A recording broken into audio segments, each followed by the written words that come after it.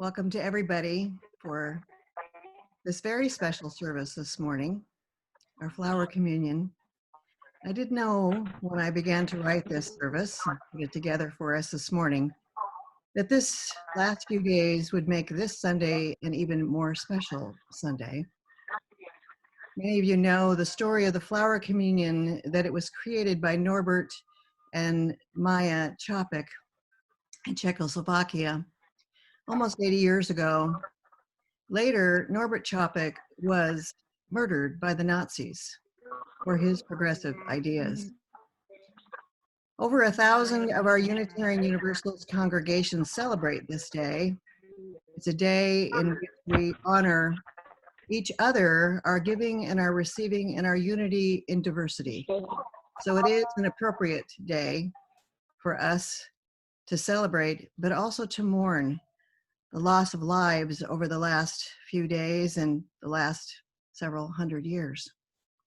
I do want to invite you, especially this coming Wednesday night is the first of our Wednesday nights at the movies. There will be a movie called Just Mercy, and I will be moderating that discussion afterwards. So if you have already seen the movie, please join us for the discussion. If you'd like to watch it again or for the first time, please do. It's really a wonderful piece about racial justice that you do not want to miss. The following week, Don West Jr. will be moderating the discussion after another film, which is another must-see. So please, we are not just bystanders. Here at the Unitarian Universalist Fellowship of Laguna Beach, we are upstanders. And I can guarantee you that this is not just the first of a couple of events and activities that we're going to be offering, but many from now on, in a long line of social justice, which our congregation has supported in its 72 years. As you know, we have no creed or dogma, a single dogma to one which one must subscribe to be a Unitarian Universalist. So whoever you are and whomever you love, wherever you are in your spiritual journey, we're glad you joined us this morning. Friends, members, and guests. I want to offer a big thank you to Don West Jr., who is our technician this morning, and also to Pam Flodman, who arranged our beautiful flower photo show, which you'll see later, and to Carole, our music director, who will offer us some beautiful music. My name is Reverend Lee Marie, and I'm very glad to say that I serve this congregation part-time. And I'm also here with you to either lead or participate in services on other Sundays. We do have an array of very interesting Sunday services, which I hope that you will continue to enjoy. Other Unitarian Universalist ministers, candidates for our UU ministry, our own lay-led services by our members and our friends, and important social justice issues and concerns. So please join us again. The best way to learn about our congregation is to attend as many services as possible. Thank you all for choosing to be with us this morning. Welcome and welcome home. Our centering thought will be on the screen now. As you are comfortable, let's join in and saying this together.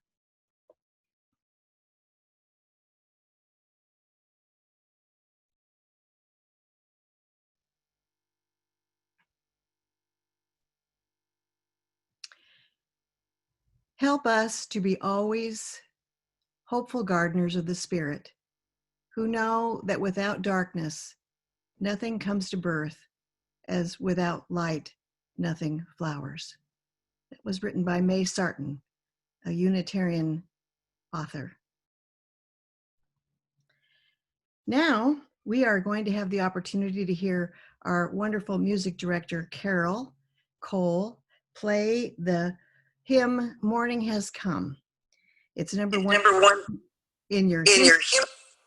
And we're getting a lot of feedback. It looks like reverbs, but I am going to try to speak slowly. Maybe that will help.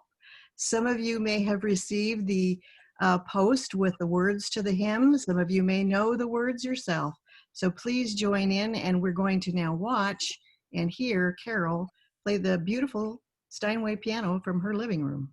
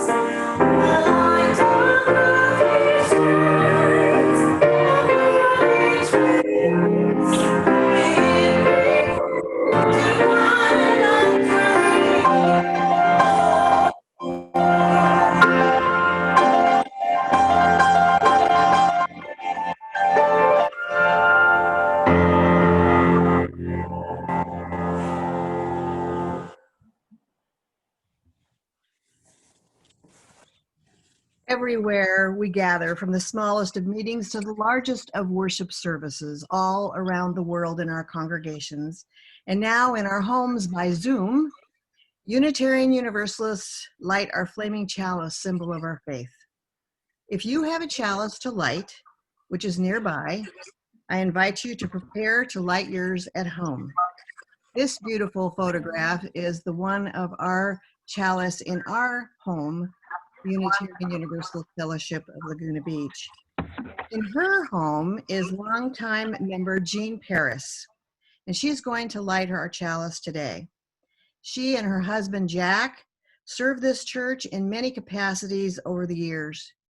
Jean, from working on the newsletter and the directory to creating social opportunities. To both Jean and Jack, singing in our choir for many, many years.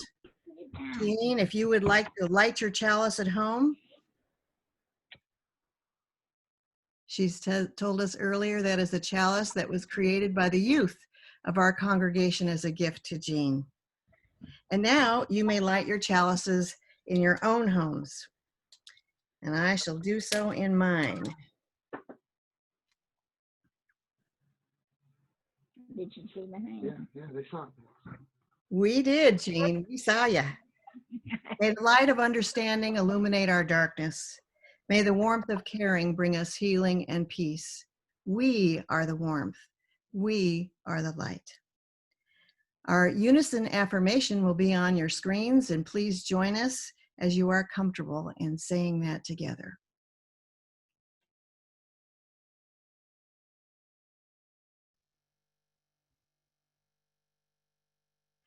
May we be reminded here of our highest aspirations and inspired to bring our gifts and love and service to the altar of community.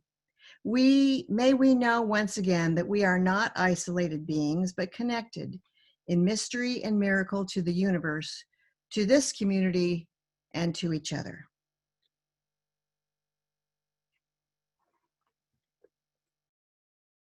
Our worship service this morning honors our annual tradition of the Flower Communion. Were we in our building, people would have been invited to bring flowers and seeds and wildflowers and photos and place these on an altar at the front of the congregation to symbolize our unity in diversity. At the end of the service, folks would take another home, another packet of seeds or flower or plant different than the one that they brought. We do this to symbolize our both giving and receiving. Today, we're going to have the opportunity to watch a parade of photos of flowers and plants and even some animals, which people have sent to me for all of us to enjoy our gifts to each other. Right now, we're going to have our offertory. We say here that we have two tests of our spiritual life, which are the ability to both give and receive. This fellowship is completely supported by our members and friends and our guests. If you benefit from and enjoy our services, we hope that you will support the Unitarian Universalist Fellowship of Laguna Beach. We are entering into an important time of our year now, our annual pledge drive. Actually, this year, it's more important than ever. Many ministers, probably most, do not pledge to their congregations or make a promise of a contribution of money for the year so that the congregation can plan its budget for its programs. But I do. I am called to this inclusive and progressive faith. And it is here that I have the opportunity to live it out with you all. This year, I am pledging twice the amount of money that I pledged last year. It makes perfect sense to me. Not meeting in person, of course, we're not collecting our weekly offering as we usually do. However, we are still offering worship. We are providing a growing number of wonderful online meetings and discussion groups. And we're still paying all the expenses of the fellowship. Please give as you are able. We truly appreciate your offering.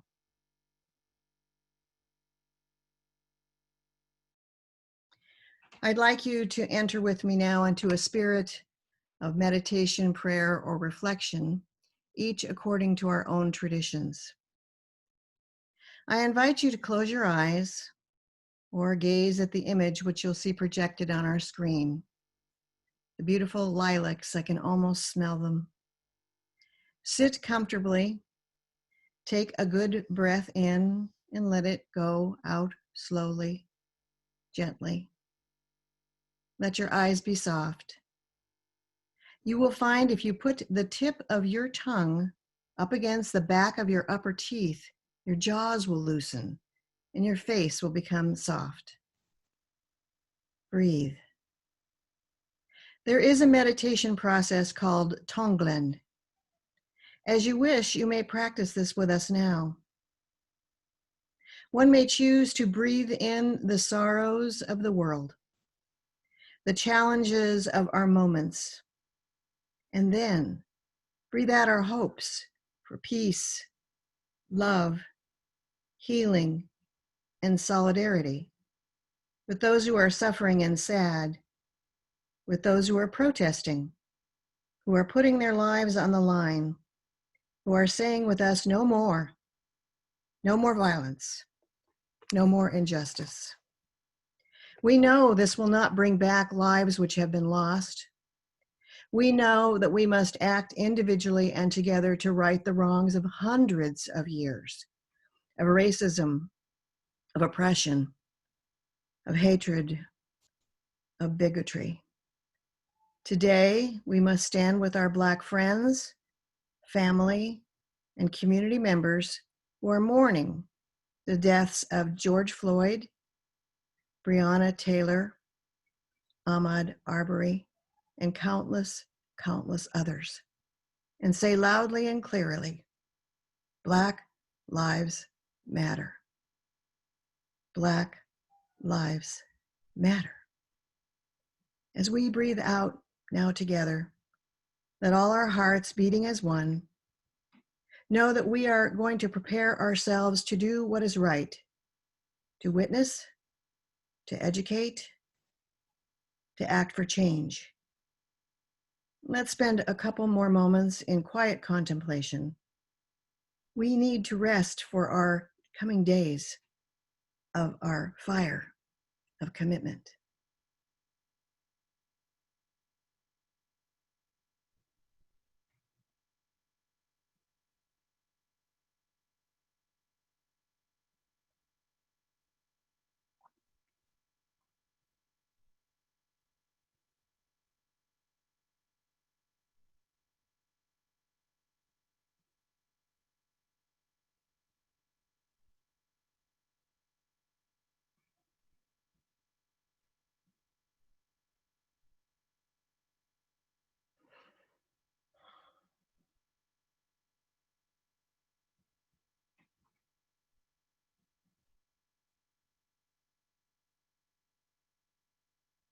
Amen.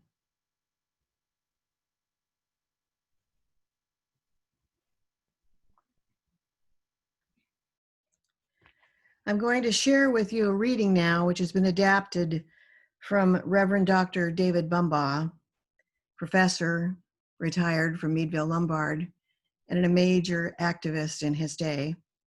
It's going to accompany the flowers of our fellowship. All the photos, save a couple in the middle, which were taken in Czechoslovakia at our Unitarian church there in Prague. All the photos are by our own members. We offer this flower parade, this poem, in honor of all who have died.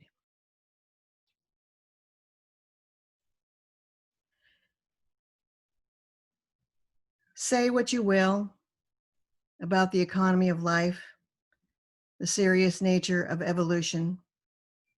Flowers are irrefutable proof of nature's extravagance. Everywhere you look, in every nook and cranny, during this season of life, the flowers are there. Spilling down a bank from a shopping mall parking lot, buttercups display a shower of gold for drivers who speed by too quickly to grasp the glory.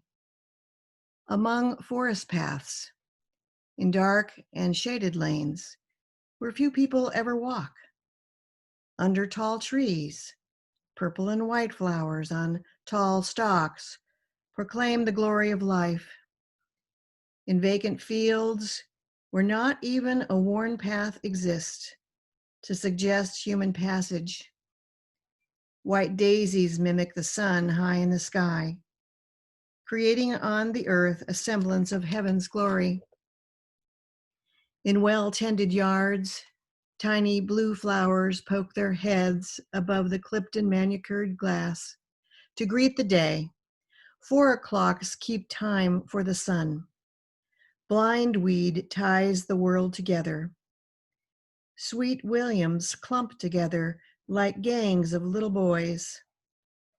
Periwinkle modestly covers the ground around houses and on sloping banks. Along every highway, a riot of color presents itself.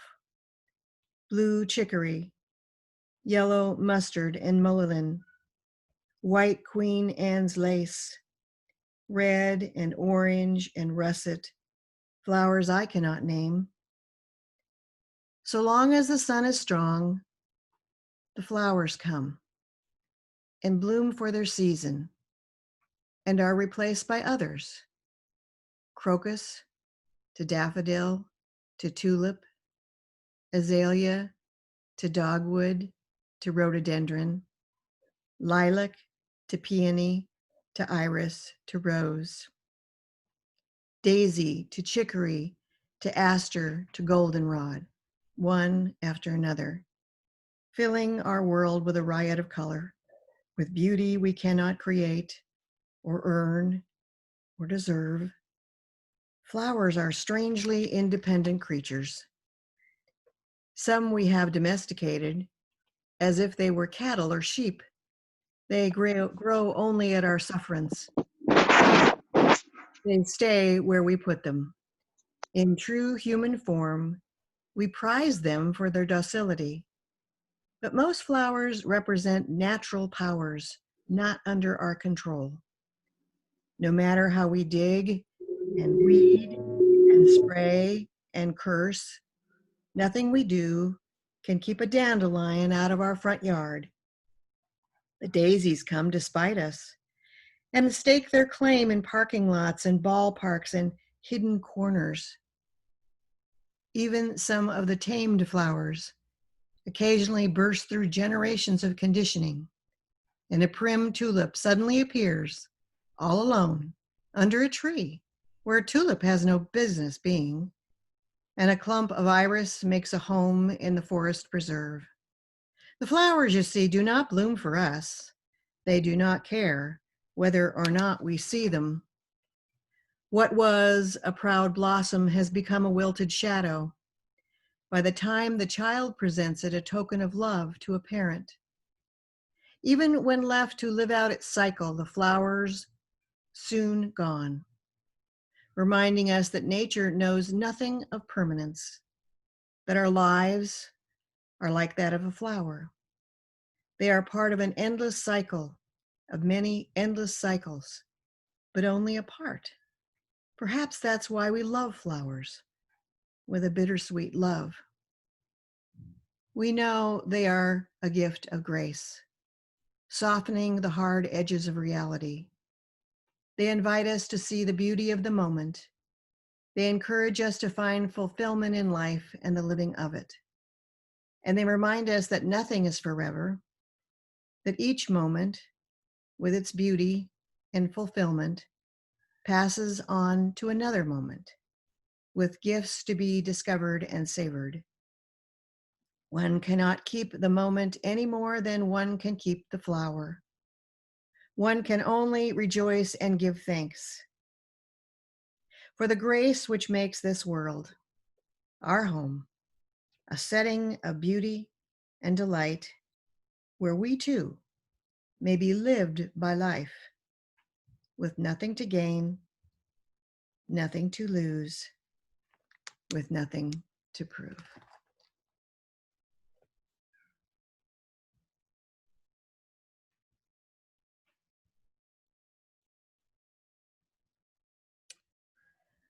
Our closing hymn this morning is Building a New Way. If you have a hymnal, it's number 1012, or perhaps you have the words that you printed from the pastoral post that I sent.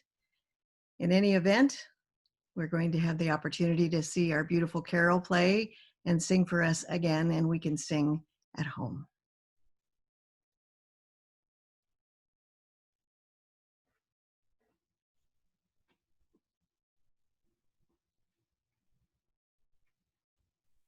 Sorry. Hi there. Hi. And by the way, it's 10:17, if anyone has their books at home. Thank you. You're right. We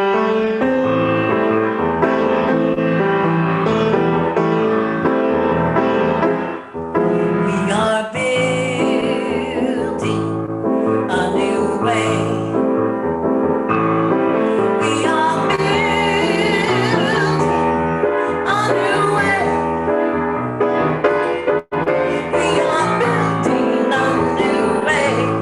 Feeling stronger.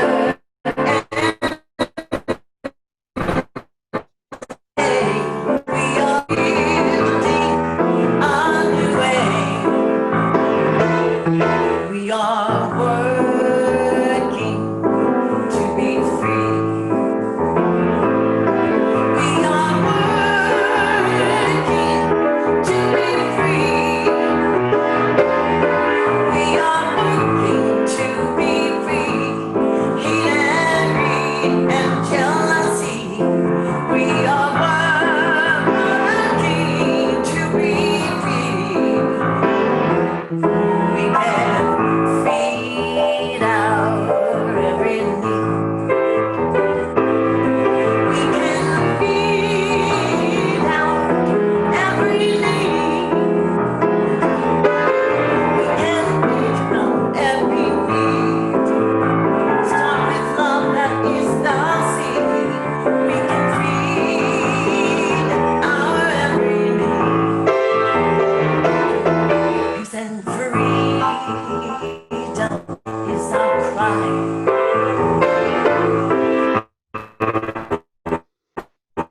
Freedom is our cry. Peace and freedom is our cry. Without peace, our world will die. Peace and freedom is our cry. Peace and freedom is our cry.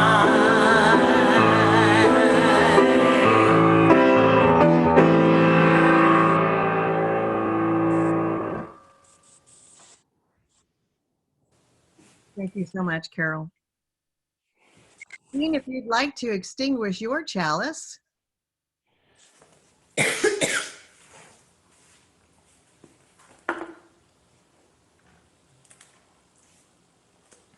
And the rest of us can do that with ours. We extinguish this chalice, but not the light and the warmth of the flame, which we will carry with us until we meet again. Our benediction this morning is from the Findhorn Garden. Flowers unfold slowly and gently, bit by bit in the sunshine. A soul, too, must never be pushed or driven out, but unfolds in its own perfect timing to reveal its true wonder and beauty. Our work is to be gardeners of the souls wherever we are. Everywhere, seeds are beginning to germinate. Seeds are beginning to germinate. Let us tend them with the greatest of care. They're very tender and delicate still. So it is up to us to water them with love. We'll end our service this morning as we always do with our song, Let There Be Peace on Earth. And then let me tell you, please stay with us. If you are a member, if you are a friend, if you are a guest, we will be having our annual congregational meeting. Members will be voting, but we're all invited to participate. And that will happen just moments after we end up singing. So if you need to take a little break, just for a moment, do that. But then we will begin our meeting with our president, Peggy Mears. So let's sing together.